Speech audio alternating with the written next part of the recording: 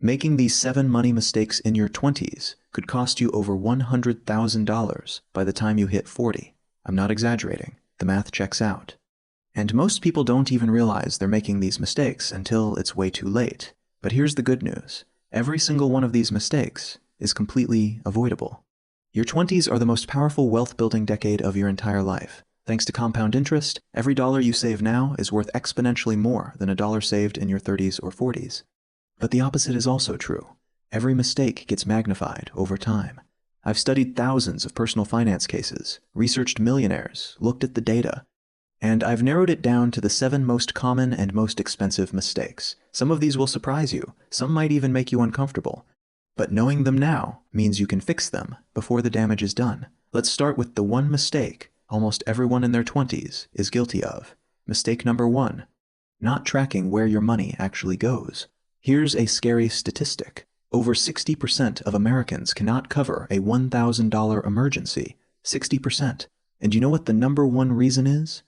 It's not low income. Most of these people earn decent money. It's that they have absolutely no idea where their money is going. $10 on coffee here, $25 on takeout there. A random subscription you forgot about. Individually, these purchases feel like nothing, but together, they're a fortune. Let me show you the math, because this is where it gets crazy. Let's say you spend just $15 a day on stuff you don't really need. That's $450 a month, over $5,000 a year. Now imagine you invested that $5,400 every year instead, at a conservative 8% return over 30 years. That casual $15 a day becomes over $600,000. $600,000. From just tracking your spending and redirecting it, the fix is embarrassingly simple. Download any free budgeting app, track every single dollar for just 2 weeks. That's it. Awareness alone changes behavior. Mistake number 2. This one is sneaky because it disguises itself as success. Lifestyle inflation is when your spending rises to match your income. You get a raise. Congratulations. You deserve it. But then suddenly you need a nicer apartment, a better car, fancier restaurants. And 6 months later, you feel just as broke as before the raise. This is how people earning 6 figures live paycheck to paycheck. There's actually a psychological reason this happens. It's called hedonic adaptation. Humans quickly get used to new levels of pleasure. That new car thrill, it fades in about 6 weeks. Then you need something else. Rich people understand this. That's why many actual millionaires drive Toyotas. The fix is to create a gap between your income and your spending. Next time you get a raise, immediately increase your automatic savings by half the raise amount. You still get to enjoy some lifestyle upgrade.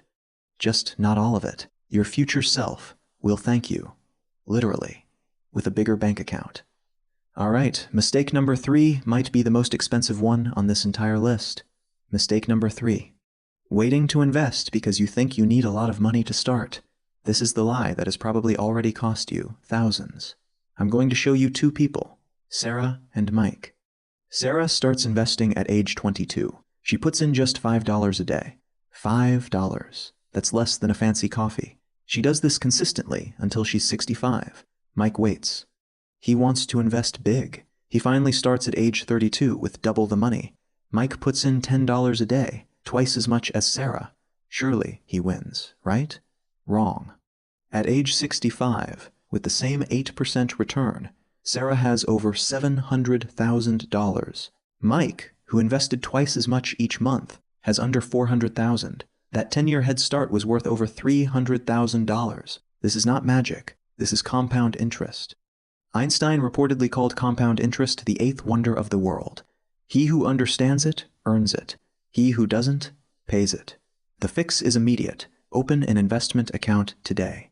Fractional shares let you buy pieces of companies like Apple or Amazon for as little as $1. Start with $5. Just start. Your only enemy is waiting. Mistake number 4 is the one that keeps people trapped for decades. Mistake number 4. Treating a credit card like free money. Credit card companies are not your friends. They are businesses. Their entire business model is built on you not paying your balance in full.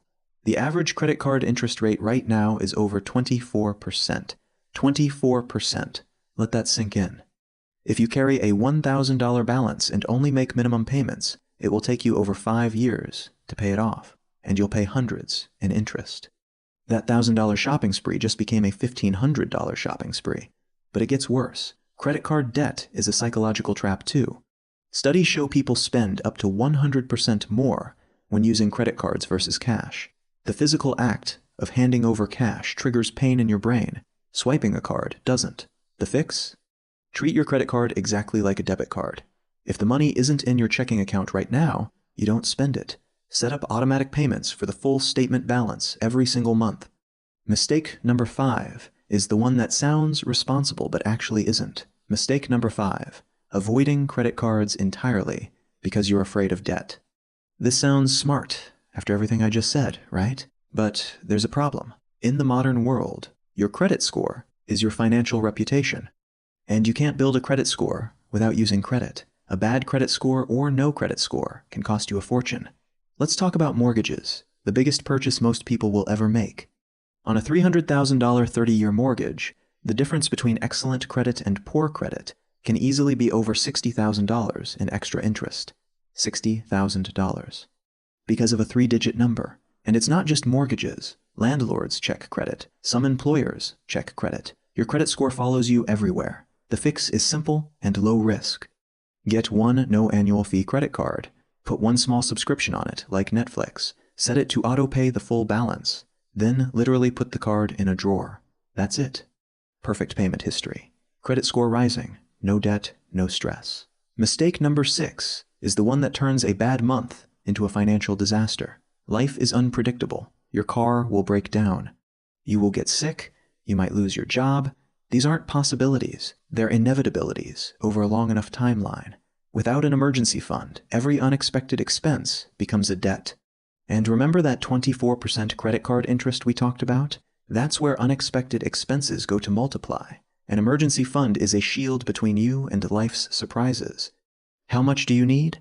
Start with 1 month of essential expenses. Rent, food, utilities, transportation, the basics. For most people, this is somewhere between $2,000 and $4,000. I know that sounds like a lot, but you don't need it tomorrow. Put away whatever you can. $50 a month, $100. Just start building. Keep this money in a high-yield savings account, separate from your checking. The peace of mind alone is worth more than the money. Final mistake. And this might be the one that hits closest to home. Mistake number 7. Avoiding money conversations entirely. Not learning about investing. Not negotiating your salary. Not asking questions. Money is still taboo in many families and cultures. We're taught not to talk about it. But this silence has a massive price tag.